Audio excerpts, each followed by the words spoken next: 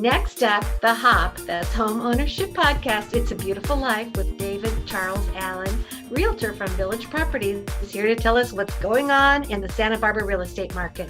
Hi, David. Hey Patty, how you doing?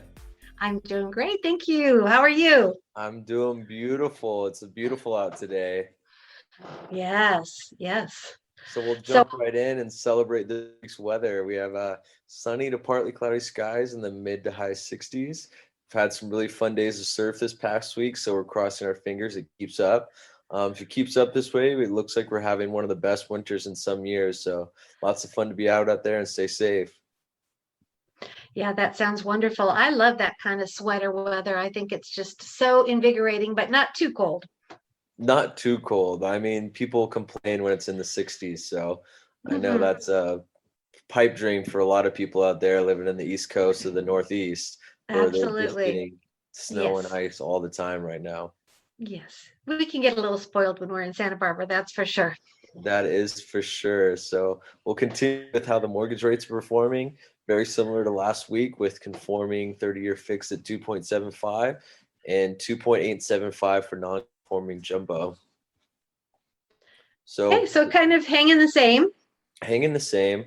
I think a lot of what's happening too is you're getting a lot of competition from um, cash buyers, so it makes it difficult to have um, a loan be looked at the similar as cash because with a loan you have to get a loan contingency is involved and has to go through underwriting and it may get messed up down the process.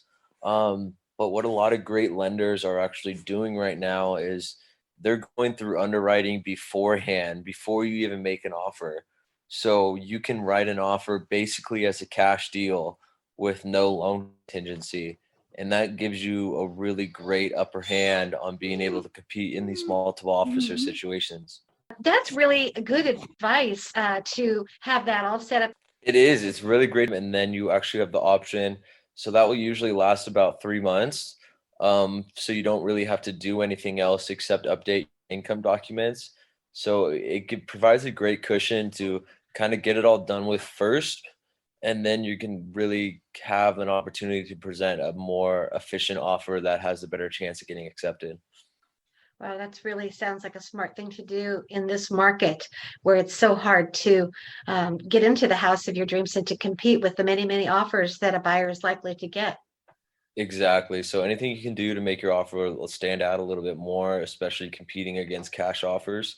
I would always talk to your lender to see if they're able to do that, or reach out to a real estate professional and see if they can recommend someone who's able to do that as well. Sounds good. Into And in the case you're that real estate professional, David, I just want you to give your contact information. Oh yeah, you can find me at www.davidcharlesallen.com is my website, or you can give me a call, text at 805-617-9311, or by email at david at davidcharlesallen.com. So we'll jump into how the statistics have Okay. poured this over this last week.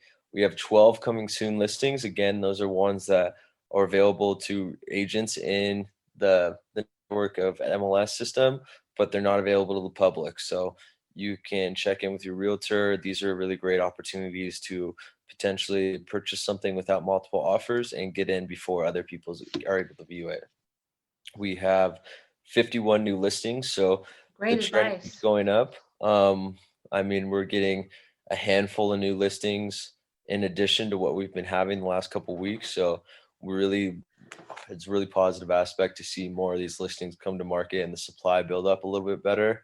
The downside is we had 52 pendings. So while new listings are coming on, they're selling just as fast as they're coming on.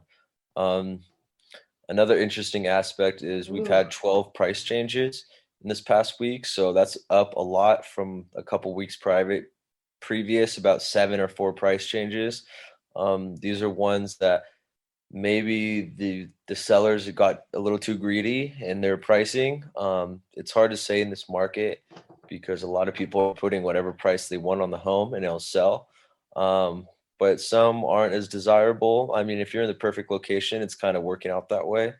But some are doing it for maybe not as desirable homes and they're not selling at a price so high that the sellers might think they could get away with.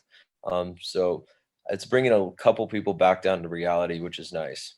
In addition to all the pendings in, Hmm. Yeah, we had that's good. 49 closed this last week. So again, up from 33. We're keeping it consistent. Supply is keeping up with demand. So prices don't seem to be going anywhere anytime soon. Interest rates still really low. We'll see if we get a real rush of supply, and that could influence the market positively in terms of pricing, better pricing potentially, but it also could increase the market in terms of being able to, for sellers being able to sell at a higher price. So we're all just kind of in a wait and see mode and kind of going with the flow of whatever works best for your personal situation. Time will tell. Time will tell, Patty. So, David, if we're ready, I got a letter from a listener in Northern California. I'd like to share it with our listeners, I would love knowing that to. we're dog lovers. Be More Snoopy book that he'd received as a gift. Yeah. Cowabunga, Snoopy yells as he surfs a big wave. And Linus replies, "Isn't that your dog out there, Charlie Brown? I think he's lost his mind." And then the listener added, "The takeaway is joy is yours to find. Let others erect their no dogs allowed signs wherever they wish. It won't stop you from being the beagle that you are. Show your joy." So I thought that was a perfect little comment for our show.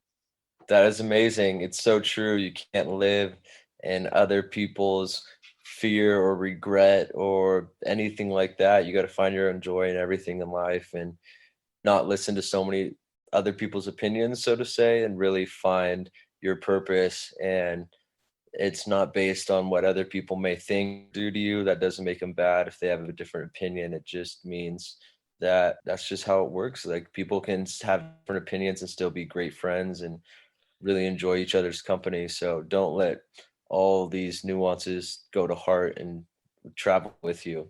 Just kind of let it wash off you, so to say, and take joy in everything. Thank you, David. I love your takeaway on that. Thanks, Patty. I look forward to getting our credit report guy up in next week. Yes, stay tuned. We're going to learn all about how to raise that credit score, that all important credit score.